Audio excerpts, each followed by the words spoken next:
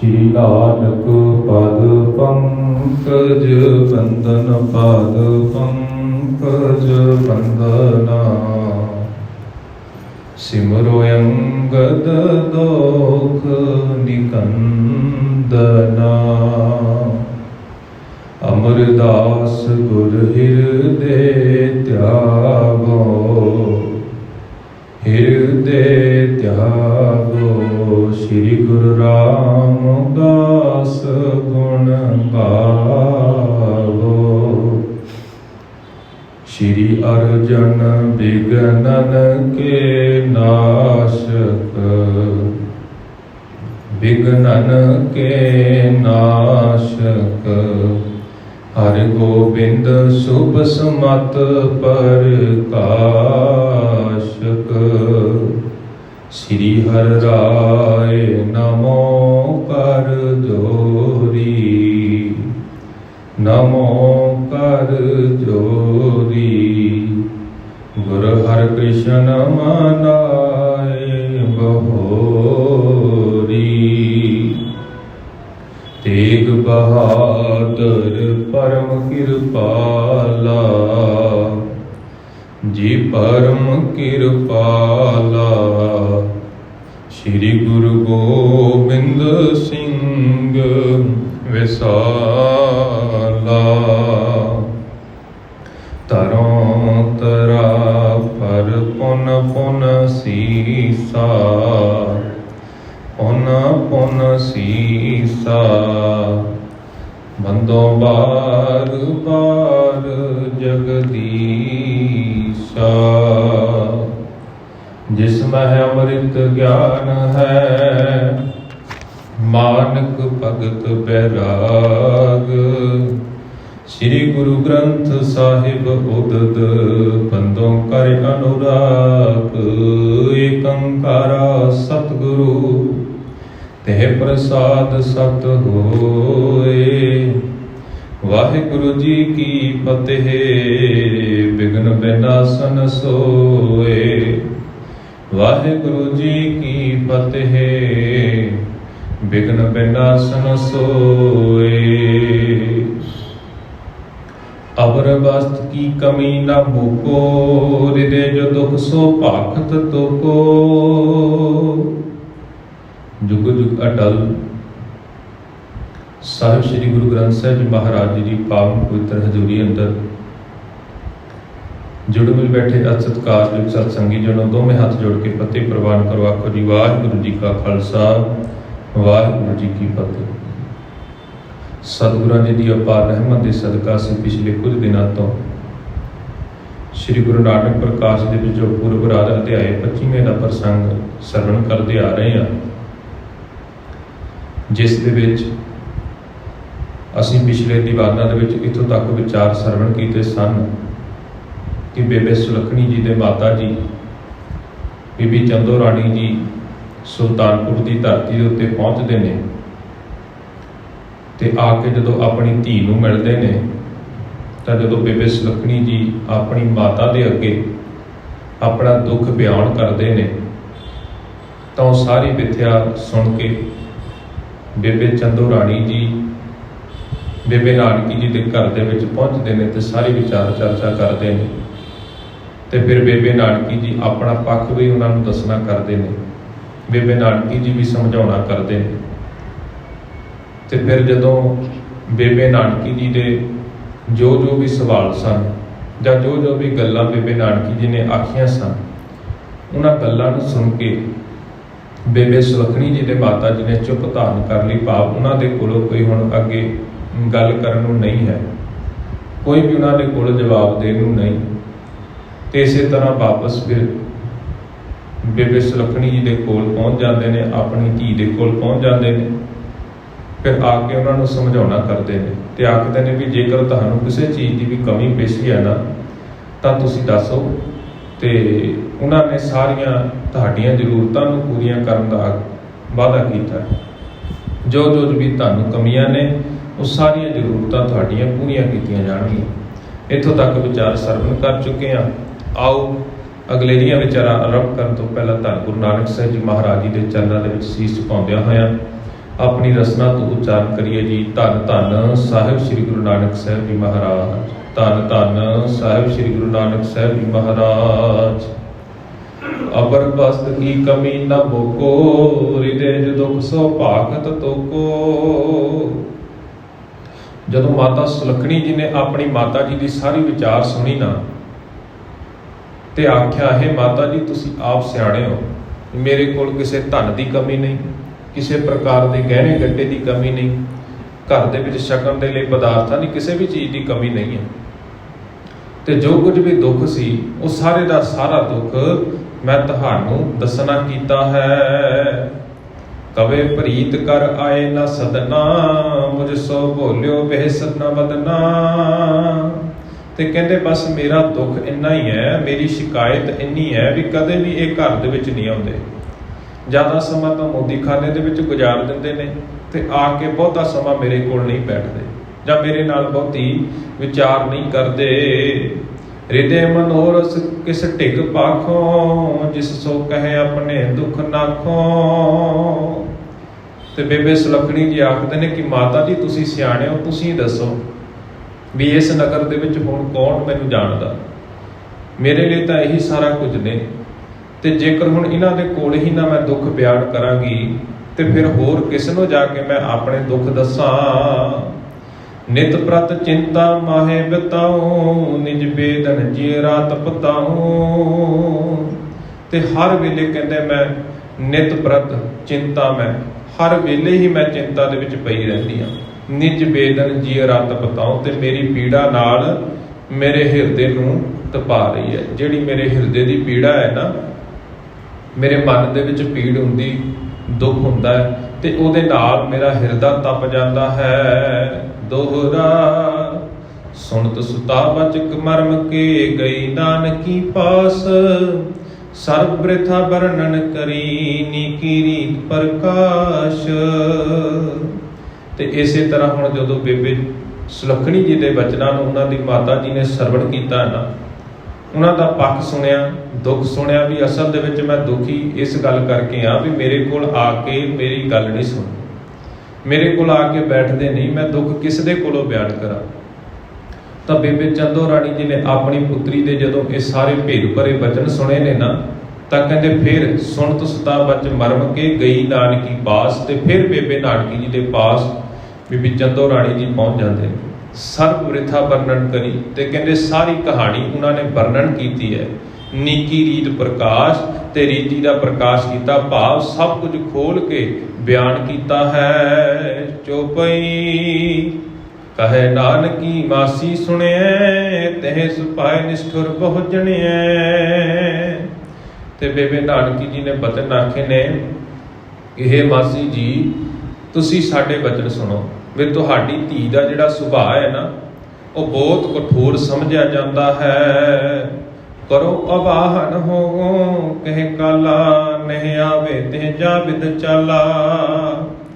ਕਹਿੰਦੇ ਉਹਨਾਂ ਨੇ ਜਦੋਂ ਕਦੇ ਵੀ ਮੇਰੇ ਵੀਰ ਨੂੰ ਬੁਲਾਉਣਾ ਚਾਹਿਆ, ਜਦੋਂ ਵੀ ਬੁਲਾਉਣਾ ਚਾਹੁੰਦੇ ਨੇ ਉਹ ਆਉਂਦੇ ਨੇ, ਉਹ ਘਰ ਦੇ ਵਿੱਚ ਆ ਜਾਂਦੇ ਨੇ।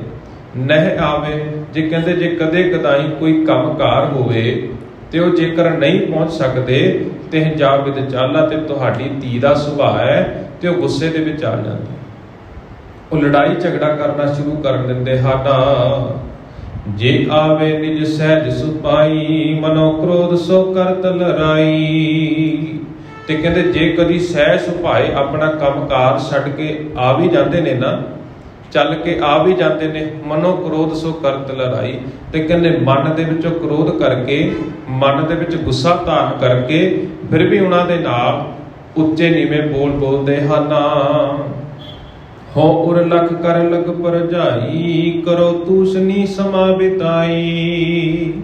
ਕਹਿੰਦੇ ਇਸ ਤਰ੍ਹਾਂ ਹਿਰਦੇ ਦੇ ਵਿੱਚ ਜਾਣ ਕੇ ਮੈਂ ਤਾਂ ਇਹ ਸਮਝਦੀ ਆ ਵੀ ਉਹ ਮੇਰੇ ਤੋਂ ਛੋਟੀ ਮੇਰੀ ਭਰਜਾਈ ਹੈ, ਮੈਂ ਤਾਂ ਉਹਨੂੰ ਆਪਣੀ ਛੋਟੀ ਭੈਣ ਦੇ ਵਾਂਗ ਸਮਝਦੀ ਆ। ਤੇ ਕਹਿੰਦੇ ਇਸੇ ਕਰਕੇ ਮੈਂ ਹਿਰਦੇ ਦੇ ਵਿੱਚ ਇਹ ਰਿਸ਼ਤਾ ਸਮਝੀ ਬੈਠੀ, ਤੇ ਜਿਸ ਕਰਕੇ ਮੈਂ ਤੂਸ਼ਨੀ ਹੋ ਜਾਣੀ, ਭਾਵ ਮੈਂ ਚੁੱਪ ਧਾਰਨ ਕਰਕੇ ਸਮਾਂ ਬਤੀਤ ਕਰ ਰਹੀ ਹਾਂ। ਸ਼ੁਭ ਖਤਰੀ ਕੀ ਤਨਿਆ ਕਰਕੇ, ਕਛ ਨਾ ਬਦਨ ਤੇ ਕਹੋ ਵਿਚਰਕੈ। ਤੇ ਕਹਿੰਦੇ ਇਸੇ ਤਰ੍ਹਾਂ ਜਿਹੜੀ ਸ਼ੁਭ ਖਤਰੀਆਂ ਦੀ ਰੀਤ ਹੈ ਨਾ, ਤੇ ਇਸੇ ਤਰ੍ਹਾਂ ਉਹਨਾਂ ਦੀ ਧੀ ਸਮਝ ਕੇ ਮੈਂ ਆਪਣੇ ਮੁਖ ਤੋਂ ਕੁਝ ਨਹੀਂ ਬੋਲਦੀ। ਇਹ ਸਾਡਾ ਹੀ ਪਰਿਵਾਰ ਹੈ, ਸਾਡੇ ਹੀ ਜੀ ਨੇ, ਤੇ ਇਸੇ ਕਰਕੇ ਮੈਂ ਕਹਿੰਦੇ ਆਪਣੇ ਮੁਖ ਤੋਂ ਕੁਝ ਵੀ ਉਚਾਰਨ ਨਹੀਂ ਕਰਦੀ। ਕਲਪਾ ਕਹਿ ਸਾਦਰ ਬੈਸਾਊ, ਹਰ ਖਤਰ ਹੈ ਦੇਖ ਸੁਖ ਪਾਊ। ਕਹਿੰਦੇ ਕੀ ਗੱਲ ਕਹਾਂ ਕਿ ਮੈਂ ਉਸ ਨੂੰ ਆਦਰ ਨਾਲ ਵਸਾਵਾਂ। ਤੁਸੀਂ ਦੱਸੋ ਵੀ ਮੈਂ ਹੁਣ ਕਿਸ ਤਰੀਕੇ ਦੇ ਨਾਲ ਇਹਨਾਂ ਨੂੰ ਸਮਝਾਉਣਾ ਕਰਾਂ। ਤੇ ਕਹਿੰਦੇ ਮੈਂ ਤਾਂ ਆਪ ਚਾਹੁੰਦੀ ਹਾਂ ਵੀ ਇਹ ਸੁਖੀ ਰਹਿਣ, ਤੇ ਇਹਨਾਂ ਨੂੰ ਸੁਖੀ ਵਸਦਿਆਂ ਦੇਖ ਕੇ ਮੇਰੇ ਮਨ ਨੂੰ ਵੀ ਬਹੁਤ ਖੁਸ਼ੀ ਹੁੰਦੀ ਹੈ, ਮੇਰਾ ਮਨ ਵੀ ਸੁਖ ਪਾਉਂਦਾ ਹੈ। ਦੋਹਰਾ ਸੁਣ ਚੰਦੋ ਰਾਣੀ ਕਹਿਓ, ਪਤ ਜੇ ਭਣੇ ਸ਼ੁਭ ਬੈਣ। ਹੀਨ ਬਸਨ ਭੂਖਣ ਤਿਆ, ਤਦਪ ਸੁਖ ਦਿਨ ਰਹਿਣ। ਤੇ ਫਿਰ ਇਹ ਸਾਰੇ ਬਚਨ ਸੁਣ ਕੇ ਬੇਬੇ ਸੁਲੱਖਣੀ ਜੀ ਦੇ ਮਾਤਾ ਜੀ ਨੇ ਜਦੋਂ ਇਹ ਸਾਰੇ ਬਚਨ ਸੁਣੇ ਤੇ ਫਿਰ ਆਪ ਹੁਣ ਅੱਗੇ ਬਚਨ ਕਰਦੇ ਨੇ। ਪਤ ਜੇ ਭਣੇ ਸ਼ੁਭ ਬੈਣ, ਕਿ ਕਹਿੰਦੇ ਜੇ ਪਤੀ ਦੇਵ ਜੇ ਚੰਗੀ ਬੋਲੀ ਬੋਲੇ, ਭਾਵ ਉਹ ਇਹ ਆਖਦੇ ਨੇ ਵੀ ਜੇਕਰ ਧੰਨ ਗੁਰੂ ਨਾਨਕ ਸਾਹਿਬ ਜੀ ਮਹਾਰਾਜ ਮੇਰੀ ਧੀ ਨੂੰ ਕਹਿੰਦੇ ਚੰਗੇ ਬਚਨ ਬੋਲਣ ਨਾ, ਉਹ ਮਿੱਠੀ ਰਸਨਾ ਦੇ ਨਾਲ ਗੱਲ ਕਰਨ, ਹੀਨ ਬਸਨ ਭੂਖਣ ਤਿਆ ਤਦਬ ਸੁਖ ਦਿਨ ਰਹਿਣ। ਤੇ ਕਹਿੰਦੇ ਇਸੇ ਤਰ੍ਹਾਂ ਜੇਕਰ ਕਿਸੇ ਵੀ ਪਤਨੀ ਦਾ ਪਤੀ ਚੰਗੀ ਜ਼ੁਬਾਨ ਦੇ ਨਾਲ ਗੱਲ ਕਰੇ, ਮਿੱਠੇ ਬਚਨ ਆਖੇ, ਤੇ ਇਸੇ ਤਰ੍ਹਾਂ ਕਹਿੰਦੇ ਫਿਰ ਹੋਰ ਇਸਤਰੀ ਨੂੰ ਕੋਈ ਗਹਿਣੇ ਗੱਟੇ ਦੀ ਲੋੜ ਨਹੀਂ ਪੈਂਦੀ। ਉਸ ਦਾ ਇਸ ਦੇ ਵਿੱਚ ਹੀ ਸੁੱਖ ਹੁੰਦਾ ਵੀ ਭਾਈ ਮੇਰਾ ਕੋਈ ਦੁੱਖ ਸੁਣਨ ਵਾਲਾ ਹੈ, ਕੋਈ ਬੈਠ ਕੇ ਮੇਰੇ ਨਾਲ ਗੱਲ ਕਰਨ ਵਾਲਾ ਹੈ। ਤੇ ਕਹਿੰਦੇ ਇਸੇ ਤਰ੍ਹਾਂ ਉਹ ਫਿਰ ਹੋਰ ਦੁਨਿਆਵੀ ਵਸਤੂਆਂ ਦਾ ਉਹਨੂੰ ਮੋਹ ਘੱਟ ਲੱਗਦਾ ਹੈ। ਸੋਰਠਾ ਨਹਿਨ ਬਦਨ ਸਨਮਾਨ ਅਵਰ, ਪਦਾਰਥ ਹੋਏ ਸਭ ਜਲ ਬਿਨ ਜਿਉ ਕਨੁ ਜਾਣਾ, ਬਾਦ ਹੋਣ ਤਿਨ ਕੋ ਤਥਾ। ਤੇ ਕਹਿੰਦੇ ਇਸੇ ਤਰ੍ਹਾਂ ਜਿਹੜਾ ਆਪਣੀ ਜ਼ੁਬਾਨ ਤੋਂ ਕਿਸੇ ਨੂੰ ਆਦਰ ਸਤਿਕਾਰ ਦੇਣਾ ਹੈ ਨਾ, ਜਿਹੜਾ ਅਸੀਂ ਆਪਣੀ ਬੋਲ ਬਾਣੀ ਤੋਂ ਕਿਸੇ ਨੂੰ ਆਦਰ ਸਤਿਕਾਰ ਦੇਣਾ, ਉਸ ਬੋਲ ਬਾਣੀ ਤੋਂ ਬਾਕੀ ਦੇ ਪਦਾਰਥ ਕਹਿੰਦੇ ਸਾਰੇ ਨੀਵੇਂ ਨੇ। ਚਾਹੇ ਕਿੰਨਾ ਵੀ ਕਿਸੇ ਕੋਲ ਧਨ ਪਦਾਰਥ ਹੋਵੇ, ਜੇਕਰ ਅਸੀਂ ਕਿਸੇ ਨੂੰ ਚੰਗੇ ਨਾਲ ਚੰਗੇ ਤਰੀਕੇ ਦੇ ਨਾਲ ਕਿਸੇ ਦੇ ਨਾਲ ਵਿਚਰਦੇ ਨਹੀਂ ਨਾ, ਚੰਗੇ ਤਰੀਕੇ ਦੇ ਨਾਲ ਕਿਸੇ ਨਾਲ ਗੱਲਬਾਤ ਨਹੀਂ ਕਰਦੇ, ਉਹ ਸਾਡੇ ਧਨ ਪਦਾਰਥ ਦਾ ਇਕੱਠੇ ਕੀਤਿਆਂ ਦਾ ਕੋਈ ਫਾਇਦਾ ਨਹੀਂ ਰਹਿ ਜਾਂਦਾ। ਤੇ ਇਸੇ ਤਰ੍ਹਾਂ ਹੁਣ ਆਖਦੇ ਨੇ ਕਹਿੰਦੇ ਜੇਕਰ ਕਿਸੇ ਦੇ ਨਾਲ ਚੰਗੇ ਸਲੀਕੇ ਦੇ ਨਾਲ ਗੱਲਬਾਤ ਕੀਤੀ ਜਾਵੇ ਨਾ, ਇਹ ਸਾਰਿਆਂ ਪਦਾਰਥਾਂ ਨਾਲੋਂ ਵੱਡਾ ਪਦਾਰਥ ਹੈ। ਇਹ ਸਾਰਿਆਂ ਪਦਾਰਥਾਂ ਦੇ ਨਾਲੋਂ ਉੱਪਰ ਦੀ ਗੱਲ ਹੈ ਵੀ ਭਾਈ ਕਿਸੇ ਦੇ ਨਾਲ ਚੰਗੇ ਤਰੀਕੇ ਦੇ ਨਾਲ ਬੈਠ ਕੇ ਗੱਲਬਾਤ ਕੀਤੀ ਜਾਵੇ, ਕਿਸੇ ਦੀ ਗੱਲ ਸੁਣੀ ਜਾਵੇ। ਤੇ ਇਸੇ ਤਰ੍ਹਾਂ ਕਹਿੰਦੇ ਜੇਕਰ ਕਿਸੇ ਦੇ ਜੀਵਨ ਦੇ ਵਿੱਚ ਇਹ ਗੁਣ ਨਹੀਂ ਨਾ, ਉਹ ਪਿਆਰ ਦੇ ਨਾਲ ਕਿਸੇ ਨਾਲ ਨਹੀਂ ਬੋਲਦੇ, ਮਨ ਦੇ ਵਿੱਚ ਈਰਖਾ ਹੀ ਭਰੀ ਹੈ, ਇਹ ਚੰਗੇ ਗੁਣ ਨਹੀਂ ਨੇ, ਕਹਿੰਦੇ ਫਿਰ ਇੰਜ ਹੈ ਵੀ ਜਿਵੇਂ ਕੋਈ ਕਾਲੇ ਬੱਦਲ ਚੜ੍ਹ ਕੇ ਆ ਜਾਣ ਤੇ ਉਹਨਾਂ ਬੱਦਲਾਂ ਦੇ ਵਿੱਚੋਂ ਪਾਣੀ ਨਾ ਵਰਖੇ, ਭਾਵ ਉਹ ਬੱਦਲ ਖਾਲੀ ਹੀ ਮੁੜ ਜਾਣ। ਇਸੇ ਤਰ੍ਹਾਂ ਕਹਿੰਦੇ ਮਨੁੱਖ ਦੇ ਕੋਲ ਧਨ ਪਦਾਰਥ ਹੋਣਾ ਵੱਖਰੀ ਗੱਲ ਹੈ, ਪਰ ਜੇਕਰ ਜ਼ਿੰਦਗੀ ਦੇ ਵਿੱਚ ਚੰਗੇ ਗੁਣ ਨਹੀਂ ਨਾ, ਉਹ ਕਾਲੇ ਬੱਦਲਾਂ ਦੇ ਵਾਂਗ ਹੀ ਹੈ ਵੀ ਇੱਕ ਤਰੀਕੇ ਦੇ ਨਾਲ ਉਹ ਖਾਲੀ ਹੀ ਮੁੜ ਕੇ ਚਲੇ ਜਾਂਦੇ ਹਨ। ਚੋਪਈ ਕਬ ਨਾ ਸਦਨ ਮੈਂ ਬਦਨ ਦਿਖਾਵੇ, ਨਿਸਵਾ ਸੁਰ ਸਭ ਬਹਿਰ ਬਿਤਾਵੇ। ਤੇ ਬੇਬੇ ਚੰਦੋ ਰਾਣੀ ਜੀ ਫਿਰ ਆਖਦੇ ਨੇ ਕਹਿੰਦੇ ਕਦੀ ਵੀ ਘਰ ਦੇ ਵਿੱਚ ਨਹੀਂ ਆਉਂਦੇ, ਤੇ ਕਹਿੰਦੇ ਸਾਰਾ ਦਿਨ ਘਰ ਤੋਂ ਬਾਹਰ ਭਾਵ ਮੋਦੀਖਾਨੇ ਦੇ ਵਿੱਚ ਰਹਿ ਕੇ ਹੀ ਬਤੀਤ ਕਰਦੇ ਨੇ। ਜੇਕਰ ਉੱਥੋਂ ਕੁਝ ਸਮਾਂ ਬਚਦਾ ਵੀ ਹੈ ਤਾਂ ਕਿਤੇ ਸੰਤਾਂ ਫਕੀਰਾਂ ਦੀ ਸੰਗਤ ਦੇ ਵਿੱਚ ਜਾ ਕੇ ਜੁੜ ਜਾਂਦੇ ਹਨ। ਨਹਿ ਭੁਲਤ ਤੈ ਸੋ ਕਬ ਆਈ, ਮਨ ਸਮਝੋ ਆਪਣੇ ਪਰਥਾਈ। ਕਹਿੰਦੇ ਕਦੀ ਵੀ ਆ ਕੇ ਉਹਨਾਂ ਦੇ ਨਾਲ ਗੱਲ ਨਹੀਂ ਕੀਤੀ, ਮੇਰੀ ਧੀ ਦੇ ਨਾਲ ਕਦੇ ਦੁੱਖ ਸੁੱਖ ਨਹੀਂ ਸੁਣਿਆ, ਨਾ ਹੀ ਆਖਿਆ। ਤੇ ਕਹਿੰਦੇ ਭਾਵ ਹੁਣ ਤੁਸੀਂ ਆਪਣੇ ਤੇ ਇਸੇ ਗੱਲ ਨੂੰ ਲਾ ਕੇ ਦੇਖੋ, ਮਨ ਸਮਝੋ ਆਪਣੇ ਪਰਥਾਈ। ਤੇ ਬੇਬੇ ਨਾਨਕੀ ਜੀ ਨੂੰ ਆਖਦੇ ਨੇ ਕਹਿੰਦੇ ਹੁਣ ਮੇਰੀ ਧੀ ਦੀ ਜਗ੍ਹਾ ਤੁਸੀਂ ਆਪਣੇ ਆਪ ਨੂੰ ਰੱਖ ਕੇ ਦੇਖੋ ਵੀ ਜੇਕਰ ਤੁਹਾਡੇ ਪਤੀ ਘਰ ਦੇ ਵਿੱਚ ਨਾ ਆਉਣ ਤੇ ਤੁਹਾਡੀ ਕੋਈ ਗੱਲ ਨਾ ਸੁਣੇ ਤਾਂ ਕਹਿੰਦੇ ਤੁਹਾਡੇ ਤੇ ਕੀ ਬੀਤੇਗੀ। ਸੁਣ ਪੁਣ ਭਣਤ ਨਾਨਕੀ ਬਾਣੀ, ਮਿਰਦਲ ਮਧੁਰ ਗੁਣ ਗਣ ਜਨ ਖਾਨੀ। ਤੇ ਫਿਰ ਇਹ ਸਾਰੇ ਵਿਚਾਰ ਸੁਣ ਕੇ ਹੁਣ ਬੇਬੇ ਨਾਨਕੀ ਜੀ ਆਖਦੇ ਨੇ ਕਹਿੰਦੇ ਤੁਸੀਂ ਅਸਲ ਸੱਚ ਬਿਆਨ ਕੀਤਾ ਹੈ, ਤੁਸੀਂ ਜਿਹੜੀ ਗੁਣਾਂ ਦੀ ਖਾਣ ਹੈ ਨਾ, ਭਾਵ ਸੱਚੀ ਗੱਲ ਹੈ, ਤੁਸੀਂ ਉਹੀ ਆਖੀ ਹੈ। ਹੇ ਮਾਸੀ ਤੂੰ ਸਭ ਵਿਦ ਸਾਚੀ, ਤਬ ਤਨਿਆ ਆਪੀ ਸਾਚ ਉਭਾਚੀ। ਕਹਿੰਦੇ ਮੈਨੂੰ ਇਸ ਦੇ ਵਿੱਚ ਕਿਸੇ ਤਰ੍ਹਾਂ ਦਾ ਸ਼ੰਕਾ ਨਹੀਂ ਮਾਸੀ ਜੀ, ਜੋ ਕੁਝ ਵੀ ਤੁਸੀਂ ਆਖਿਆ ਜਾਂ ਤੁਹਾਡੀ ਧੀ ਨੇ ਆਖਿਆ ਇਹ ਸਾਰਾ ਕੁਝ ਸੱਚ ਹੈ, ਇਸ ਦੇ ਵਿੱਚ ਰੱਤੀ ਭਰ ਵੀ ਕੋਈ ਝੂਠੀ ਗੱਲ ਨਹੀਂ ਹੈ। ਤਤਬ ਅਸ ਪ੍ਰਕਾਰ ਸਮਝਾਈਐ, ਹੋਏ ਦੀਨ ਮਨ ਸੇਵ ਕਮਾਈਐ। ਤੇ ਕਹਿੰਦੇ ਉਹਨਾਂ ਨੂੰ ਇਸ ਤਰੀਕੇ ਦੇ ਨਾਲ ਸਮਝਾਉਣਾ ਕਰੋ, ਆਪਣੀ ਪੁੱਤਰੀ ਨੂੰ ਇਸ ਤਰੀਕੇ ਨਾਲ ਸਮਝਾਓ ਵੀ ਭਾਈ ਆਪਣੇ ਪਤੀ ਦੀ ਸੇਵਾ ਕਰਨੀ ਹੀ ਸਭ ਤੋਂ ਵੱਡਾ ਸੁੱਖ ਸਮਝਿਆ ਜਾਂਦਾ। ਅੱਜ ਤੱਕ ਜਿੰਨੇ ਵੀ ਵਿਦਵਾਨ ਹੋਏ ਨੇ ਨਾ, ਜਾਂ ਜਿੰਨੇ ਵੀ ਸੂਝਵਾਨ ਹੋਏ ਨੇ, ਸਾਰਿਆਂ ਨੇ ਇਹੀ ਤੱਤ ਸਾਰ ਕੱਢਿਆ ਵੀ ਭਾਈ ਆਪਣੇ ਪਰਿਵਾਰ ਦੀ ਸੇਵਾ ਕਰਨੀ ਚਾਹੀਦੀ ਹੈ। ਇਸ ਸੇਵਾ ਤੋਂ ਵੱਡਾ ਹੋਰ ਕੋਈ ਵੀ ਕਾਰਜ ਨਹੀਂ ਹੈ। ਪਰਖੋਤਮ ਸਵੈ ਸੇਵ ਅਧੀਨਾ, ਇਉਂ ਪਾਖਤ ਹੈ ਗੁਣੀ ਪਰਬੀਨਾ। ਕਹਿੰਦੇ ਜੇਕਰ ਅਸੀਂ ਉਸ ਪ੍ਰਭੂ ਦੀ ਵੀ ਸੇਵਾ ਕਰੀਏ ਨਾ, ਉਸ ਪਰਮਾਤਮਾ ਦੀ ਵੀ ਸੇਵਾ ਕਰੀਏ, ਤਾਂ ਕਹਿੰਦੇ ਉਹ ਪਰਮਾਤਮਾ ਵੀ ਆਪਣੇ ਭਗਤਾਂ ਦੇ ਵੱਸ ਆ ਜਾਂਦਾ ਹੈ, ਉਹ ਵੀ ਆਪਣੇ ਭਗਤਾਂ ਦੇ ਵੱਸ ਦੇ ਵਿੱਚ ਰਹਿੰਦਾ ਹੈ। ਤੇ ਕਹਿੰਦੇ ਇਸੇ ਤਰ੍ਹਾਂ ਇਹ ਕਈ ਵੱਡੇ ਗੁਣੀ ਗਿਆਨੀਆਂ ਦੇ ਇਹ ਵਿਚਾਰ ਮੰਨੇ ਜਾਂਦੇ ਹਨ। ਹਵੈ ਪ੍ਰਸੰਨ ਦੀਨਨ ਪਰ ਦਿਆਲਾ, ਕਬ ਨਾ ਮਿਟਾਵੇ ਬਿਰਤੀ ਘਾਲਾ। ਕਹਿੰਦੇ ਦਿਆਲੂ ਗਰੀਬਾਂ ਦੀ ਸੇਵਾ ਤੇ ਪ੍ਰਸੰਨ ਹੁੰਦੇ ਨੇ, ਤੇ ਕਹਿੰਦੇ ਇਸੇ ਤਰ੍ਹਾਂ ਕਬ ਨਾ ਮਿਟਾਵੇ ਬਿਰਤੀ ਘਾਲਾ। ਤੇ ਕਹਿੰਦੇ ਉਹਨਾਂ ਦੀ ਕੀਤੀ ਹੋਈ ਸੇਵਾ ਕਦੇ ਵੀ ਬਿਰਥੀ ਨਹੀਂ ਜਾਂਦੀ। ਚਾਹੇ ਦੁਨੀਆ ਦੇ ਵਿੱਚ ਕਿਸੇ ਦੀ ਵੀ ਅਸੀਂ ਸੇਵਾ ਕਰੀਏ, ਚਾਹੇ ਆਪਣੇ ਮਾਂ-ਬਾਪ ਦੀ ਸੇਵਾ ਕਰ ਲਈਏ, ਅਸੀਂ ਪਰਿਵਾਰ ਦੇ ਜੀਆਂ ਦੀ ਸੇਵਾ ਕਰ ਲਈਏ, ਉਹ ਕੀਤੀ ਹੋਈ ਸੇਵਾ ਸਾਡੀ ਕਦੇ ਵੀ ਵਿਅਰਥ ਨਹੀਂ ਜਾਂਦੀ। ਇੱਕ ਨਾ ਇੱਕ ਦਿਨ ਉਸ ਸੇਵਾ ਦਾ ਫਲ ਸਾਨੂੰ ਜ਼ਰੂਰ ਪ੍ਰਾਪਤ ਹੁੰਦਾ ਹੈ। ਹਾਥ ਬੰਦ ਹੋ ਭੀਤਹਿ ਕਹਿਓ, ਉਰ ਮੈਂ ਡਰਤ ਸਦਾ ਹੀ ਰਹਿਓ। ਬੇਬੇ ਨਾਨਕੀ ਜੀ ਆਖਦੇ ਨੇ ਕਿ ਮੈਂ ਤਾਂ ਆਪਣੀ ਭਰਜਾਈ ਦੇ ਅੱਗੇ ਦੋਵੇਂ ਹੱਥ ਜੋੜ ਕੇ ਵੀ ਇਹ ਗੱਲ ਆਖਣ ਲਈ ਤਿਆਰ ਹਾਂ, ਪਰ ਕਹਿੰਦੇ ਮੇਰੇ ਮਨ ਦੇ ਵਿੱਚ ਵੀ ਡਰ ਬਣਿਆ ਰਹਿੰਦਾ, ਇਸੇ ਕਰਕੇ ਕਹਿੰਦੇ ਮੈਂ ਕੁਝ ਵੀ ਨਹੀਂ ਆਖਦੀ। ਦੋਹਰਾ ਤੁਮ ਜਾਨੋਗੇ ਪ੍ਰਾਤ ਕੋ, ਕਰਤ ਸੁਜਸ ਹਮ ਪਾਸ। ਹੋ ਨ ਲਖੋ ਸੋ ਦਰ ਦਿਸੈ, ਪਰਮੇਸ਼ਰ ਸੰਕਾਸ। ਕਹਿੰਦੇ ਤੁਹਾਨੂੰ ਇਹ ਲੱਗੇਗਾ ਵੀ ਇਹ ਤਾਂ ਆਪਣੇ ਭਰਾ ਦੇ ਹੀ ਗੁਣਗਾਨ ਗਾਈ ਜਾਂਦੀ, ਆਪਣੇ ਭਰਾ ਦੀਆਂ ਸਿਫਤਾਂ ਕਰੀ ਜਾਂਦੀ ਹੈ। ਤੇ ਕਹਿੰਦੇ ਇਸੇ ਕਰਕੇ ਮੇਰੇ ਮਨ ਦੇ ਵਿੱਚ ਡਰ ਲੱਗਾ ਰਹਿੰਦਾ ਵੀ ਤੁਹਾਡੇ ਮਨ ਦੇ ਵਿੱਚ ਕਿਤੇ ਇਹੋ ਜਿਹੇ ਵਿਚਾਰ ਨਾ ਪੈਦਾ ਹੋ ਜਾਣ।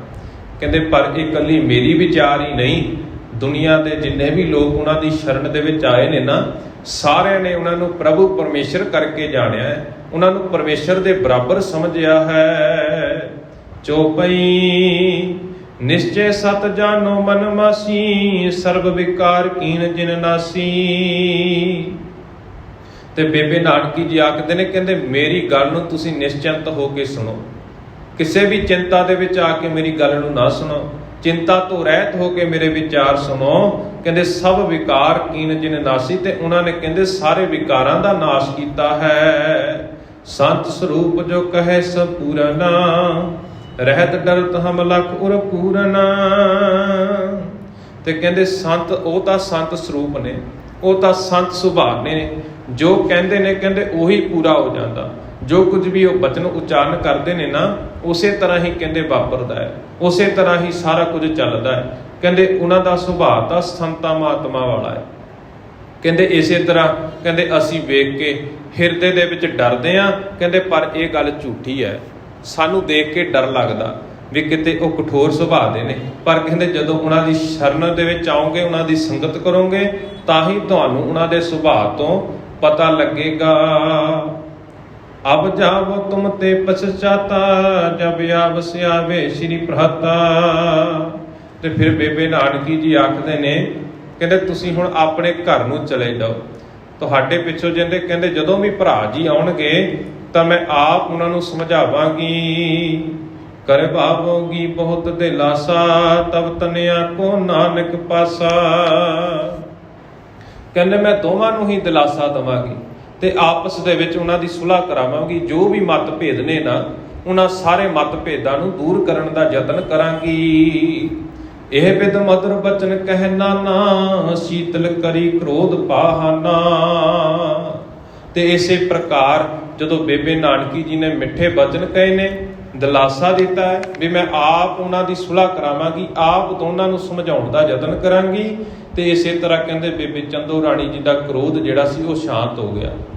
ਉਹ ਵੀ ਹੁਣ ਕ੍ਰੋਧ ਤੋਂ ਮੁਕਤ ਹੋ ਗਏ ਹਨ। ਬਹੁਰ ਸਨੇਹ ਸੰਗ ਸੁਖ ਸਾਨੀ, ਯੁਗਮ ਪਰਸ ਪਰ ਬੋਲੇ ਬਾਣੀ। ਕਹਿੰਦੇ ਇਸੇ ਤਰ੍ਹਾਂ ਹੁਣ ਬੇਬੇ ਨਾਨਕੀ ਜੀ ਤੇ ਮਾਤਾ ਬੇਬੇ ਸੁਲੱਖਣੀ ਜੀ ਦੇ ਮਾਤਾ ਜੀ ਕਹਿੰਦੇ ਹੁਣ ਦੋਵੇਂ ਆਪਸ ਦੇ ਵਿੱਚ ਬੈਠ ਕੇ ਬੜੇ ਪ੍ਰੇਮ ਦੇ ਨਾਲ ਗੱਲਾਂ ਬਾਤਾਂ ਕਰਦੇ ਹਨ। ਉੱਠ ਕਰ ਆਈ ਤਨਿਆ ਪਾਸਾ, ਸਮਝਾਈ ਬਹੁ ਦੀਨ ਦਿਲਾਸਾ। ਤੇ ਫਿਰ ਕੁਝ ਸਮਾਂ ਬਤੀਤ ਕਰਨ ਤੋਂ ਬਾਅਦ ਬੇਬੇ ਚੰਦੋ ਰਾਣੀ ਜੀ ਆਪਣੀ ਪੁੱਤਰੀ ਦੇ ਕੋਲ ਪਹੁੰਚਦੇ ਨੇ, ਆਪਣੀ ਧੀ ਦੇ ਕੋਲ ਆ ਕੇ ਉਹਨਾਂ ਨੂੰ ਸਮਝਾਉਂਦੇ ਨੇ ਤੇ ਉਹਨਾਂ ਨੂੰ ਦਿਲਾਸਾ ਦਿੰਦੇ ਹਨ। ਕੰਤ ਤੋਹੇ ਨੀਕੋ ਸ਼ੁਭ ਕਰਮੀ, ਪੂਰਵ ਕੋ ਉਧਾਰ ਦ੍ਰਿੜ ਧਰਮੀ। ਤੇ ਫਿਰ ਆ ਕੇ ਸਮਝਾਉਂਦੇ ਨੇ, ਹੇ ਮੇਰੀ ਪੁੱਤਰੀ, ਤੇਰਾ ਤਾਂ ਪਤੀ ਬੜੇ ਚੰਗੇ ਸੁਭਾਅ ਵਾਲਾ ਹੈ, ਬੜੇ ਚੰਗੇ ਕਰਮਾਂ ਵਾਲਾ ਹੈ। ਤੇ ਕਹਿੰਦੇ ਉਹਨਾਂ ਦਾ ਤਾਂ ਸ਼ੁਰੂ ਤੋਂ ਹੀ ਇਹੋ ਜਿਹਾ ਸੁਭਾਅ ਰਿਹਾ, ਉਹ ਤਾਂ ਉਦਾਰ ਚਿੱਤ ਨੇ, ਉਹ ਤਾਂ ਕਦੇ ਕਿਸੇ ਨੂੰ ਦੂਸਰੇ ਲੋਕਾਂ ਨੂੰ ਵੀ ਦੁਖੀ ਨਹੀਂ ਦੇਖ ਸਕਦੇ। ਤੁਸੀਂ ਤਾਂ ਫਿਰ ਵੀ ਉਹਨਾਂ ਦੇ ਜੀਵਨ ਦਾ ਹਿੱਸਾ ਹੋ। ਤੂੰ ਨੇ ਹਰ ਕਰ ਹੁਤੀ ਦੁਲਾਰੀ, ਨਹਿ ਜਾਣੇ ਕਛ ਸੇਵ ਪ੍ਰਕਾਰੀ। ਤੇ ਕਹਿੰਦੇ ਜਦੋਂ ਤੁਸੀਂ ਪੇਕੇ ਘਰ ਦੇ ਵਿੱਚ ਰਹਿੰਦੇ ਸੀ ਨਾ, ਤੁਹਾਨੂੰ ਲਾਡ ਪਿਆਰ ਦੇ ਨਾਲ ਪਾਲਿਆ ਗਿਆ ਸੀ। ਤੇ ਕਹਿੰਦੇ ਤੁਹਾਨੂੰ ਇਹ ਵੀ ਨਹੀਂ ਅਸੀਂ ਦੱਸ ਸਕੇ ਵੀ ਸਹੁਰੇ ਘਰ ਦੇ ਵਿੱਚ ਜਾ ਕੇ ਕਿਸ ਤਰ੍ਹਾਂ ਸਹੁਰੇ ਪਰਿਵਾਰ ਦੇ ਜੀਆਂ ਦੀ ਸੇਵਾ ਕਰਨੀ ਹੈ। ਤਬ ਮਨ ਸਮਝ ਸੇਵ ਪਤ ਕੀਜੈ, ਭਲੇ ਰਿਜਾਏ ਸਰਬ ਸੁਖ ਲੀਜੈ। ਤੇ ਕਹਿੰਦੇ ਤੁਸੀਂ ਹੁਣ ਇਸ ਗੱਲ ਨੂੰ ਸਮਝ ਲਵੋ ਤੇ ਆਪਣੇ ਪਤੀ ਦੀ ਚੰਗੀ ਤਰੀਕੇ ਦੇ ਨਾਲ ਸੇਵਾ ਕਰੋ ਤੇ ਉਹਨਾਂ ਨੂੰ ਖੁਸ਼ ਕਰਕੇ ਤੇ ਸਾਰੇ ਸੁੱਖ ਤੁਹਾਨੂੰ ਪ੍ਰਾਪਤ ਹੋਣਗੇ। ਪਤ ਕੀ ਸੇਵ ਕਰਤ ਤੇ ਅਸੇ ਜੇਤੀ, ਸੁਖੀ ਰਹਿਤ ਦਵੈ ਲੋਕਣ ਤੇਤੀ। ਤੇ ਕਹਿੰਦੇ ਤੁਸੀਂ ਜਿੰਨੀ ਵੀ ਆਪਣੇ ਘਰ ਦੇ ਜੀਆਂ ਦੀ ਸੇਵਾ ਕਰੋਗੇ ਨਾ, ਉਨਾ ਹੀ ਤੁਹਾਨੂੰ ਸੁਖ ਪ੍ਰਾਪਤ ਹੋਵੇਗਾ। ਅਸ ਪ੍ਰਕਾਰ ਕੀ ਸੀਖ ਸਿਖਾਨੀ, ਕਿਤਕ ਦਿਵਸ ਰਹਿ ਚੰਦੋ ਰਾਣੀ।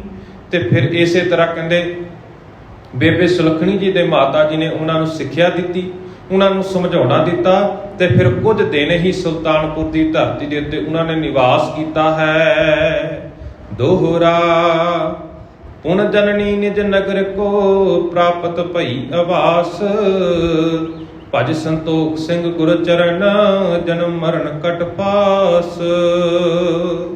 ਤੇ ਇਸੇ ਤਰ੍ਹਾਂ ਕਹਿੰਦੇ ਕੁਝ ਦਿਨ ਆਪਣੀ ਪੁੱਤਰੀ ਦੇ ਕੋਲ ਰਹਿਣ ਤੋਂ ਬਾਅਦ ਮਾਤਾ ਚੰਦੋ ਰਾਣੀ ਜੀ ਨੇ ਕਹਿੰਦੇ ਆਪਣੀ ਨਿੱਜੀ ਨਗਰ ਹੁਣ ਪਹੁੰਚ ਕੇ ਆਪਣੇ ਘਰ ਚਲੇ ਗਏ ਨੇ, ਆਪਣੇ ਨਿੱਜੀ ਨਗਰ ਪਹੁੰਚ ਗਏ ਨੇ, ਆਪਣੇ ਘਰ ਦੇ ਵਿੱਚ ਪਹੁੰਚ ਗਏ ਨੇ। ਤੇ ਇਸੇ ਤਰ੍ਹਾਂ ਫਿਰ ਭਜ ਸੰਤੋਖ ਸਿੰਘ, ਕਵੀ ਸੰਤੋਖ ਸਿੰਘ ਦੀ ਚੂੜਾਮਣੀ ਜੀ ਫਿਰ ਅਖੀਰ ਦੇ ਵਿੱਚ ਬੇਨਤੀ ਕਰਦੇ ਨੇ ਕਿ ਹੇ ਸੰਤੋਖ ਸਿੰਘ, ਗੁਰੂ ਚਰਨ ਜਨਮ ਮਰਨ ਕਟ ਫਾਸ। ਵੇ ਤੂੰ ਗੁਰੂ ਦੇ ਚਰਨਾਂ ਦਾ ਸਿਮਰਨ ਕਰਿਆ ਕਰ, ਗੁਰੂ ਦੇ ਨਾਮ ਦੀ ਆਰਾਧਨਾ ਕਰਿਆ ਕਰ। ਕਹਿੰਦੇ ਤਾਂ ਕਿ ਤੇਰੇ ਜਨਮ ਮਰਨ ਦੀ ਜਿਹੜੀ ਫਾਹੀ ਹੈ ਉਹ ਕੱਟੀ ਜਾਵੇ, ਤੂੰ ਜਨਮ ਮਰਨ ਤੋਂ ਮੁਕਤ ਹੋ ਜਾਵੇ। ਹੁਣ ਅਸੀਂ ਇਸ ਪ੍ਰਸੰਗ ਦੇ ਵਿੱਚ ਅਸੀਂ ਜੇਕਰ ਵਿਚਾਰ ਮੋਟੇ ਤੌਰ ਦੇ ਉੱਤੇ ਅਸੀਂ ਸਮਝਣ ਦਾ ਯਤਨ ਕਰੀਏ ਤਾਂ ਸਾਨੂੰ ਇਹੀ ਸਮਝ ਆਉਂਦੀ ਵੀ ਇੱਕ ਪੁੱਤਰੀ ਨੂੰ ਸੁਖੀ ਦੇਖਣ ਦੇ ਖਾਤਰ ਇੱਕ ਮਾਂ-ਬਾਪ ਦੇ ਕੋਲੋਂ ਆਪਣੀ ਧੀ ਦਾ ਦੁੱਖ ਜਰਿਆ ਨਹੀਂ ਗਿਆ। ਸਮਾਜ ਦੇ ਵਿੱਚ ਆਮ ਤੌਰ ਦੇ ਉੱਤੇ ਇਹੋ ਜਿਹੀਆਂ ਘਟਨਾਵਾਂ ਸਾਨੂੰ ਦੇਖਣ ਨੂੰ, ਸੁਣਨ ਨੂੰ, ਪੜ੍ਹਨ ਨੂੰ ਜਾਂ ਸੋਸ਼ਲ ਮੀਡੀਆ ਦੇ ਜ਼ਰੀਏ ਅਸੀਂ ਸਾਰਾ ਕੁਝ ਦੇਖਦੇ ਹਾਂ। ਮਾਂ-ਬਾਪ ਦੇ ਹੱਥ ਦੇ ਵਿੱਚ ਹੁੰਦਾ ਵੀ ਆਪਣੇ ਧੀ ਦਾ, ਆਪਣੇ ਪੁੱਤਰ ਦਾ ਘਰ ਵਸਾਉਣਾ ਜਾਂ ਨਹੀਂ। ਕਈ ਵਾਰੀ ਕੀ ਹੁੰਦਾ ਵੀ ਜਦੋਂ ਸਾਡੇ ਜੀਵਨ ਦੇ ਵਿੱਚ ਕਿਸੇ ਨਾ ਕਿਸੇ ਤਰੀਕੇ ਦੇ ਨਾਲ ਨਵਾਂ ਰਿਸ਼ਤਾ ਜੁੜਦਾ ਹੈ ਨਾ, ਸਾਡੀ ਧੀ ਦਾ, ਸਾਡੇ ਪੁੱਤਰ ਦਾ ਵਿਆਹ ਹੁੰਦਾ, ਅਸੀਂ ਆਮ ਤੌਰ ਦੇ ਉੱਤੇ ਆਪਣੇ ਧੀਆਂ ਪੁੱਤਰਾਂ ਨੂੰ ਕੁਝ ਕੁ ਸੁਪਨੇ ਹੀ ਇੰਨੇ ਵੱਡੇ ਦਿਖਾ ਦਿੰਦੇ ਆ ਤੇ ਕਈ ਵਾਰੀ ਹਾਲਾਤ ਇਹੋ ਜਿਹੇ ਪੈਦਾ ਹੋ ਜਾਂਦੇ ਕਿ ਹਕੀਕਤ ਦੇ ਵਿੱਚ ਉਹ ਸੁਪਨੇ ਪੂਰੇ ਨਹੀਂ ਹੋ ਸਕਦੇ। ਜਦੋਂ ਉਹ ਸੁਪਨੇ ਪੂਰੇ ਨਹੀਂ ਹੁੰਦੇ ਤਾਂ ਫਿਰ ਬਾਅਦ ਦੇ ਵਿੱਚ ਉਹ ਲੜਾਈ ਝਗੜੇ ਦਾ ਕਾਰਨ ਬਣਦੇ ਨੇ ਕਿ ਅਸੀਂ ਤਾਂ ਕੁਝ ਹੋਰ ਸੋਚਿਆ ਸੀ ਪਰ ਉੱਥੋਂ ਤੱਕ ਇਹ ਗੱਲ ਪਹੁੰਚੀ ਨਹੀਂ, ਜਿਸ ਦੇ ਕਰਕੇ ਅਸੀਂ ਦੇਖਦੇ ਕਿ ਪਰਿਵਾਰਾਂ ਦੇ ਵਿੱਚ ਆਪਸੀ ਵਿਛੋੜੇ ਵੀ ਪੈ ਜਾਂਦੇ ਨੇ, ਲੜਾਈਆਂ ਝਗੜੇ ਵੀ ਪੈਦਾ ਹੋ ਜਾਂਦੇ ਨੇ। ਬੇਬੇ ਸੁਲੱਖਣੀ ਜੀ ਦੇ ਮਾਤਾ ਜੀ, ਮਾਤਾ ਚੰਦੋ ਰਾਣੀ ਜੀ ਜਦੋਂ ਹੁਣ ਘਰ ਵਾਪਸੀ ਕਰਦੇ ਨੇ, ਦੂਜੀ ਵਾਰੀ ਬੇਬੇ ਨਾਨਕੀ ਜੀ ਨੂੰ ਮਿਲ ਕੇ ਜਾਂਦੇ ਨੇ, ਵਿਚਾਰ ਚਰਚਾ ਕਰਦੇ ਨੇ, ਆਪਣੀ ਧੀ ਨੂੰ ਇਹ ਸਮਝਾਉਣ ਦਾ ਯਤਨ ਕਰਦੇ ਨੇ ਵੀ ਧੀਏ, ਤੈਨੂੰ ਅਸੀਂ ਲਾਡਾਂ ਦੇ ਨਾਲ ਪਾਲਿਆ ਸੀ, ਪਰ ਤੈਨੂੰ ਅਸੀਂ ਇਹ ਨਹੀਂ ਦੱਸ ਸਕੇ ਵੀ ਤੂੰ ਸਹੁਰੇ ਘਰ ਦੇ ਵਿੱਚ ਜਾ ਕੇ ਰਹਿਣਾ ਕਿਸ ਤਰ੍ਹਾਂ ਹੈ, ਵਿਚਰਨਾ ਕਿਸ ਤਰ੍ਹਾਂ ਹੈ। ਤੈਨੂੰ ਇਹ ਨਹੀਂ ਦੱਸਿਆ ਤੂੰ ਉੱਥੇ ਜਾ ਕੇ ਸਹੁਰਿਆਂ ਦੀ ਸੇਵਾ ਵੀ ਕਰਨੀ ਹੈ। ਹੁਣ ਕਈ ਵਾਰੀ ਕੀ ਹੁੰਦਾ, ਆਪਣੀਆਂ ਅਸੀਂ ਬੱਚਿਆਂ ਨੂੰ, ਆਪਣੀਆਂ ਧੀਆਂ ਨੂੰ ਬੜੇ ਲਾਡ ਪਿਆਰ ਦੇ ਨਾਲ ਰੱਖਦੇ ਹਾਂ। ਕਈ ਵਾਰੀ ਆਖਦੇ ਨੇ ਵੀ ਕੋਈ ਗੱਲ ਨਹੀਂ, ਵੀ ਤੁਹਾਨੂੰ ਕੰਮ ਕਰਨ ਦੀ ਜ਼ਰੂਰਤ ਨਹੀਂ, ਤੁਸੀਂ ਆਪਣਾ ਜੀਵਨ ਦਾ ਜਿਹੋ ਜਿਹਾ ਤੁਹਾਡਾ ਜੀਵਨ ਚੱਲਦਾ, ਤੁਸੀਂ ਖੁਸ਼ੀ ਦੇ ਨਾਲ ਆਪਣਾ ਜੀਵਨ ਨਿਰਵਾਹ ਕਰੋ। ਪਰ ਜਦੋਂ ਸਮਾਂ ਆਉਂਦਾ ਤੇ ਫਿਰ ਇਹੋ ਜਿਹੇ ਹਾਲਾਤ ਹੋ ਜਾਂਦੇ ਵੀ ਉਹ ਬੱਚਿਆਂ ਦੀ, ਸਾਡਿਆਂ ਦੀ ਆਦਤ ਬਣੀ ਹੁੰਦੀ, ਤੇ ਜਦੋਂ ਫਿਰ ਦੂਜੇ ਘਰ ਦੇ ਵਿੱਚ ਜਾਣਾ ਪੈਂਦਾ ਤੇ ਸਾਨੂੰ ਉੱਥੇ ਜਾ ਕੇ ਆਪਣੇ ਆਪ ਨੂੰ ਉਸ ਤਰੀਕੇ ਦੇ ਨਾਲ ਢਾਲਣ ਦੇ ਵਿੱਚ ਮੁਸ਼ਕਲ ਆਉਂਦੀ, ਜਿਸ ਦੇ ਕਾਰਨ ਫਿਰ ਦੁਵਿਧਾਵਾਂ ਪੈਦਾ ਹੋ ਜਾਂਦੀਆਂ ਨੇ, ਆਪਸੀ ਵਿਗਾੜ ਪੈਦਾ ਹੋ ਜਾਂਦੇ ਨੇ। ਹੁਣ ਬੇਬੇ ਚੰਦੋ ਰਾਣੀ ਜੀ ਨੇ ਜੋ ਗੱਲ ਆਪਣੀ ਧੀ ਨੂੰ ਸਮਝਾਉਣਾ ਕੀਤੀ, ਸਾਨੂੰ ਸਾਰਿਆਂ ਨੂੰ, ਆਪਣੇ ਬੱਚਿਆਂ ਨੂੰ ਅੱਜ ਤੋਂ ਹੀ, ਚਾਹੇ ਬੱਚੇ ਦਾ ਜਿਸ ਦਿਨ ਜਨਮ ਹੋ ਜਾਂਦਾ, ਬੱਚਾ ਜਦੋਂ ਸੁਰਤ ਸੰਭਾਲ ਲੈਂਦਾ, ਆਪਣੇ ਸਰੀਰ ਦੀ ਕਿਰਿਆ ਕਰਨ ਦੇ ਵਿੱਚ ਯੋਗ ਹੋ ਜਾਂਦਾ ਨਾ, ਸਾਨੂੰ ਬੱਚਿਆਂ ਨੂੰ ਉਸੇ ਦਿਨ ਤੋਂ ਹੀ ਸਮਝਾਉਣਾ ਚਾਹੀਦਾ ਵੀ ਭਾਈ ਤੈਂ ਕਿਸੇ ਦੇ ਉੱਤੇ ਨਿਰਭਰ ਨਹੀਂ ਹੋਣਾ। ਤੈਨੂੰ ਸਮਝ ਲੈਣਾ ਚਾਹੀਦਾ ਵੀ ਤੈਂ ਆਪਣੇ ਕੰਮ ਕਾਜ ਆਪ ਦੇਖਣੇ ਨੇ। ਇਸ ਤਰੀਕੇ ਦੇ ਨਾਲ ਜਦੋਂ ਅਸੀਂ ਬੱਚਿਆਂ ਨੂੰ ਉਹਨਾਂ ਦੀ ਜ਼ਿੰਮੇਵਾਰੀ ਸਮਝਾਵਾਂਗੇ ਨਾ, ਤਾਂ ਸਮਾਂ ਜਿਹੋ ਜਿਹਾ ਮਰਜ਼ੀ ਹੋ ਜਾਵੇ, ਤਾਂ ਉਹਨਾਂ ਸਮੇਂ ਦੇ ਵਿੱਚ ਵੀ ਬੱਚੇ ਡੋਲਣਗੇ ਨਹੀਂ। ਕਈ ਵਾਰੀ ਬੱਚੇ ਘਰ ਦੇ ਵਿੱਚ ਲਾਡ ਪਿਆਰ ਦੇ ਨਾਲ ਪਾਲੇ ਜਾਂਦੇ ਨੇ, ਤੇ ਫਿਰ ਉਹਨਾਂ ਨੂੰ ਬੈੱਡ ਦੇ ਉੱਤੇ ਹੀ ਪ੍ਰਸ਼ਾਦਾ ਪਾਣੀ ਛਕਾ ਦਿੱਤਾ ਜਾਂਦਾ, ਉੱਠਦਿਆਂ ਨੂੰ ਬੈੱਡ ਦੇ ਉੱਤੇ ਹੀ ਚਾਹ ਆ ਜਾਂਦੀ। ਤੇ ਜਦੋਂ ਕਿਤੇ ਬਾਹਰ ਪੜ੍ਹਾਈ ਕਰਨ ਦੇ ਲਈ ਵੀ ਜਾਣਾ ਪਵੇ ਨਾ, ਫਿਰ ਉੱਥੇ ਜਾ ਕੇ ਜਦੋਂ ਇਹ ਸਾਨੂੰ ਸਹੂਲਤਾਂ ਨਹੀਂ ਮਿਲਦੀਆਂ, ਤਾਂ ਫਿਰ ਸਾਡਾ ਉੱਥੇ ਵੀ ਮਨ ਨਹੀਂ ਲੱਗਦਾ। ਚਾਹੇ ਅਸੀਂ ਸ਼ੌਂਕ ਦੇ ਨਾਲ ਘਰੋਂ ਜਾਂਦੇ ਹਾਂ ਵੀ ਭਾਈ ਉੱਥੇ ਜਾ ਕੇ ਪੜ੍ਹਾਈ ਕਰਾਂਗੇ, ਨਾਲੇ ਬਾਹਰ ਦਾ ਮਾਹੌਲ ਦੇਖਾਂਗੇ ਕਿਹੋ ਜਿਹੀ ਦੁਨੀਆ ਹੈ, ਪਰ ਉੱਥੇ ਜਾ ਕੇ ਜਦੋਂ ਇਹੋ ਜਿਹੀਆਂ ਸਹੂਲਤਾਂ ਨਹੀਂ ਮਿਲਦੀਆਂ ਨਾ, ਫਿਰ ਬੱਚੇ ਉੱਥੇ ਜਾ ਕੇ ਟਿਕਦੇ ਨਹੀਂ, ਜਦੋਂ ਆਪਣਾ ਕੰਮ ਕਾਜ ਆਪ ਕਰਨਾ ਪੈਂਦਾ। ਕਿਉਂਕਿ 20-22 ਸਾਲ ਦੀ ਉਮਰ ਤੱਕ ਅਸੀਂ ਕਿਸੇ ਦੇ ਉੱਤੇ ਨਿਰਭਰ ਹੀ ਰਹਿ ਗਏ। ਸਾਰਾ ਕੰਮ ਕਾਜ ਸਾਡੀਆਂ ਮਾਵਾਂ ਨੇ ਦੇਖਿਆ, ਸਾਡੀਆਂ ਵੱਡੀਆਂ ਭੈਣਾਂ ਨੇ ਦੇਖਿਆ, ਜਾਂ ਹੋਰ ਪਰਿਵਾਰ ਦੇ ਜੀਆਂ ਨੇ ਦੇਖਿਆ। 22 ਸਾਲ ਦੇ ਵਿੱਚ ਸਾਡੀ ਉਹ ਆਦਤ ਬਣ ਗਈ, ਅਸੀਂ ਮਾਂ-ਬਾਪ ਦੇ ਉੱਤੇ, ਆਪਣੇ ਭੈਣ ਭਰਾ ਦੇ ਉੱਤੇ ਨਿਰਭਰ ਸੀ। ਜਦੋਂ ਇੱਕਦਮ ਸਮਾਂ ਤਬਦੀਲ ਹੋਇਆ, ਸਮੇਂ ਦੇ ਵਿੱਚ ਬਦਲਾਅ ਆਇਆ, ਸਾਰਾ ਕੰਮ ਕਾਜ ਸਾਨੂੰ ਦੇਖਣਾ ਪਿਆ ਵੀ ਭਾਈ ਕੱਪੜੇ ਵੀ ਆਪ ਸਾਂਭਣੇ ਨੇ, ਤੇ ਸਾਰਾ ਕੁਝ ਕੰਮ ਕਾਜ ਆਪ ਕਰਨਾ। ਤੇ ਫਿਰ ਇੱਕਦਮ ਜਦੋਂ ਜੀਵਨ ਦੇ ਵਿੱਚ ਤਬਦੀਲੀਆਂ ਆਉਂਦੀਆਂ ਨਾ, ਤਾਂ ਜੀਵਨ ਦੇ ਵਿੱਚ ਜਦੋਂ ਖਲਬਲੀ ਪੈਦਾ ਹੁੰਦੀ, ਤਾਂ ਸਾਡਾ ਕਿਸੇ ਵੀ ਕੰਮ ਦੇ ਵਿੱਚ ਜੀ ਨਹੀਂ ਲੱਗਦਾ, ਤੇ ਸਾਨੂੰ ਲੱਗਦਾ ਵੀ ਇਹ ਤਾਂ ਜ਼ਿੰਦਗੀ ਬਹੁਤ ਔਖੀ ਹੈ।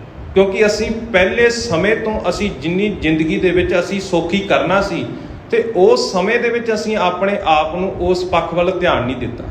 ਆਓ ਯਤਨ ਕਰੀਏ, ਜਿੱਥੇ ਇਹ ਵਿਚਾਰਾਂ ਸਰਵਣ ਕੀਤੀਆਂ ਨੇ, ਆਪਣੇ ਧੀਆਂ ਪੁੱਤਰਾਂ ਨੂੰ ਆਪਣੇ ਆਪ ਦੇ ਵਿੱਚ ਇਹ ਗੁਣ ਪੈਦਾ ਕਰੀਏ, ਤੇ ਅਸੀਂ ਕਮ ਸੇ ਕਮ ਆਪਣਾ ਕੰਮ ਕਾਜ ਆਪ ਸੰਭਾਲ ਸਕੀਏ, ਆਪਣੀਆਂ ਜ਼ਿੰਮੇਵਾਰੀਆਂ ਨੂੰ ਆਪ ਬਖੂਬੀ ਨਿਭਾ ਸਕੀਏ, ਤੇ ਆਪਣੇ ਜੀਵਨ ਦੇ ਵਿੱਚ ਇਹਨਾਂ ਗੁਣਾਂ ਨੂੰ ਧਾਰਨ ਕਰੀਏ। ਇੱਥੇ ਅੱਜ ਦੇ ਇਸ ਅਧਿਆਇ ਦੀ ਸਮਾਪਤੀ ਹੈ। ਕੱਲ੍ਹ ਦੇ ਦੀਵਾਨਾਂ ਦੇ ਵਿੱਚ ਅਸੀਂ, ਅਗਲੇਰੇ ਦੀਵਾਨਾਂ ਦੇ ਵਿੱਚ ਅਸੀਂ 26ਵੇਂ ਅਧਿਆਇ ਦੇ ਪ੍ਰਸੰਗ ਦੀ ਆਰੰਭਤਾ ਕਰਾਂਗੇ, ਜਿਸ ਦੇ ਵਿੱਚ ਧੰਨ ਗੁਰੂ ਨਾਨਕ ਸਾਹਿਬ ਜੀ ਮਹਾਰਾਜ ਜੀ ਦੇ ਘਰ ਦੇ ਵਿੱਚ ਉਹਨਾਂ ਦੇ ਵੱਡੇ ਸਪੁੱਤਰ ਬਾਬਾ ਸ਼੍ਰੀ ਚੰਦ ਜੀ ਦੇ ਜਨਮ ਦੇ ਬਾਬਤ ਵਿਚਾਰ ਚਰਚਾ ਅਸੀਂ ਆਰੰਭ ਕਰਾਂਗੇ। ਕੱਲ੍ਹ ਦੇ ਦੀਵਾਨਾਂ ਦੇ ਵਿੱਚ ਸ਼ਾਮਾਂ ਦੇ ਸਮੇਂ ਨਾਮ ਸਿਮਰਨ ਦੇ ਦੀਵਾਨ ਸਜਾਏ ਜਾਣਗੇ। ਆਪ ਸਭ ਸੰਗਤਾਂ ਨੇ ਉਹਨਾਂ ਦੀਵਾਨਾਂ ਦੇ ਵਿੱਚ ਹਾਜ਼ਰੀਆਂ ਭਰ ਕੇ ਗੁਰੂ ਸਾਹਿਬ ਜੀ ਦਾ ਓਟ ਆਸਰਾ ਤੱਕਦੇ ਹੋਇਆਂ ਗੁਰੂ ਸਾਹਿਬ ਜੀ ਦੀਆਂ ਅਸੀਸਾਂ ਪ੍ਰਾਪਤ ਕਰਨੀਆਂ ਜੀ। ਹੋਈਆਂ ਭੁੱਲਾਂ ਚੁੱਕਾਂ ਦੀ ਖਿਮਾ ਫਤਿਹ ਪ੍ਰਵਾਨ ਕਰੋ ਜੀ। ਵਾਹਿਗੁਰੂ ਜੀ ਕਾ ਖਾਲਸਾ, ਵਾਹਿਗੁਰੂ ਜੀ ਕੀ ਫਤਿਹ।